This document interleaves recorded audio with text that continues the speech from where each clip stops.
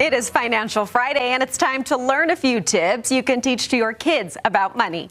Joining me now for this sponsored interview is Landon Bradfield with Jordan Credit Union. And Landon, I'm so happy we're having this conversation because it's very different raising my kids now in a nearly all virtual world when it comes to money versus me putting my money in a piggy bank once upon a time. Yeah, we probably grew up in the same kind of world in that we had physical money. And there's a lot of things we can do to start getting our kids used to using money. And physical money, even though it's not very common nowadays, we should have that around, especially for younger kids, so that they can get a feel that it's finite, that there's a limited supply, and that it means something. Yeah, I think that's such a good idea. How else will that click? I like that you say set up a mock store where they can learn that exchange. Yeah, so there's things that you can do and opportunities that you can teach your kids about money, and usually those are centered around goals. Because I remember when I was a kid, there's two topics here. When I was a kid, we were driving, my parents were loving, and we had a great childhood, but we didn't have a lot of money. And we usually drove in cars that didn't work all the time. I remember talking to my mom and saying, hey, you know, there's other cars out there that actually, I was like 4 or 5 years old, and I was just like, there's other cars that actually work all the time. How come we don't have one of those cars?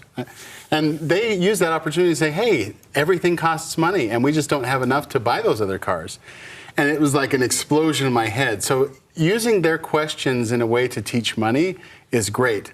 In addition, making sure that they have some money that they've earned that they can make decisions with, that storefront kind of a thing. So if you're going to go get a treat at the supermarket or those types of things, if they have money that's theirs, that they've earned, instead of they always ask, and I've been there, I have kids, and when they ask for treats, instead of saying no, which is the first reaction as a parent, or, oh, okay, I'll get you a treat, a reaction could be, yeah, you can have a treat. You can buy it with your own money.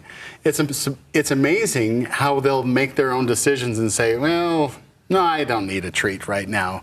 Or they can get a treat. So. I think that is such a good one that I need to do more of, for sure, because then they're in control. They know, do I want to start over with my savings, or right now are the Sour Patch Kids the priority? Right. I remember doing the same thing when I was little and having a checklist. Okay, I've earned $1, $2, $3. They need to be doing something, having that goal so that it makes sense. I like that you say you can even save in a jar, old school. See that money going into the jar. Yeah, you can put it into a jar, and it's age appropriate. So if they're 4 or 5 years old, it's about money, tangibility of money, and those types of things. As they get older, we live in a digital world, and so it's good to get them used to using digital tools. And so when they have a phone and when they start getting used to and responsible with those things, you should be getting them a checking account around the age of 14 years old.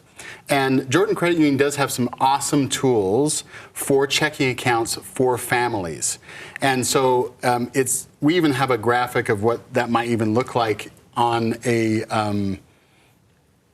our app. You can see both your checking account and your kids' checking account in the same screen. So easy. Oh, yeah. It's so easy. So easy. And you can transfer money to and fro.